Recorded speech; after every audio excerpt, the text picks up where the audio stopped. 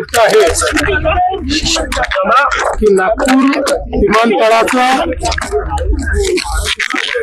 Brownfield project ज्यामध्ये अतिशय आधुनिक अशा प्रकारचं विमानतळ होणार आहे, 2 रनवेज होणार आहेत. अशा या विमानतळाच्या आज हस्तांतरणाचा कार्यक्रम या ठिकाणी होतोय. देशाचे माननीय प्रधानमंत्री नरेंद्र मोदीजी आणि एव्हिएशन मिनिस्टर राजूजी यांचे मी मनापासून आभार मानेन. महाराष्ट्र सरकारचे हा जो प्रस्ताव पाठवला होता त्याला केंद्र सरकारने मान्यता दिली आहे आणि आता अतिशय आधुनिक अशा प्रकारचा एअरपोर्ट हा नागपूरला GMRच्या माध्यमातून या ठिकाणी तयार होणार आहे. त्यामुळे आज आम्ही सगळे आनंदी आहोत की नागपूरला नवीन एअरपोर्ट मिळतो. समृद्धीनंतर हा एअरपोर्ट सगळ्यात महत्वाचा विदर्भाच्या दृष्टीने असणार आहे. मुळातच आपल्याला कल्पना आहे की आपण जो कार्गो हबचा प्रोजेक्ट इतके वर्ष करत होतो त्याच्यामध्ये एअरपोर्ट हा सगळ्यात महत्वाचा घटक होता, पण तोच मागे राहिला होता.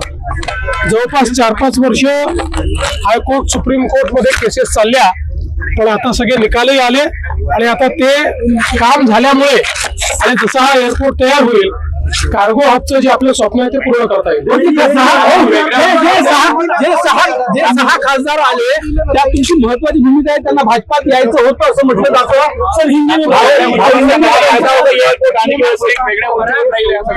निश्चितपणे नागपूर मला असं वाटतं की मध्य भारताचं एक प्रमुख एअरपोर्ट म्हणून आता नागपूर एअरपोर्ट कडे पाहिलं जातं.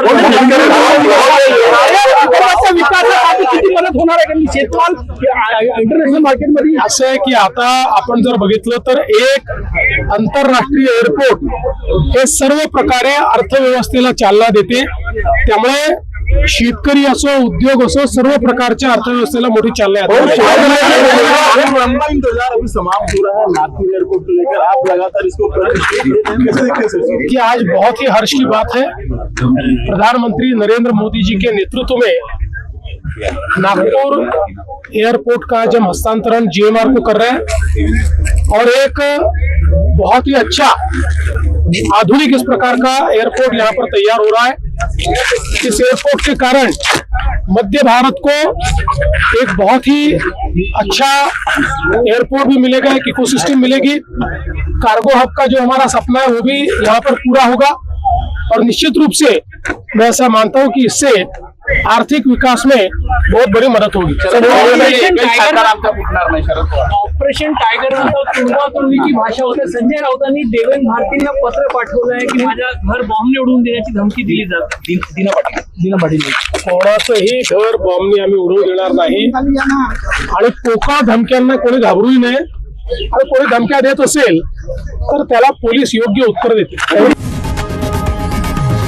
लोकशाही मराठी ऐका, पहा, जागरूक रहा.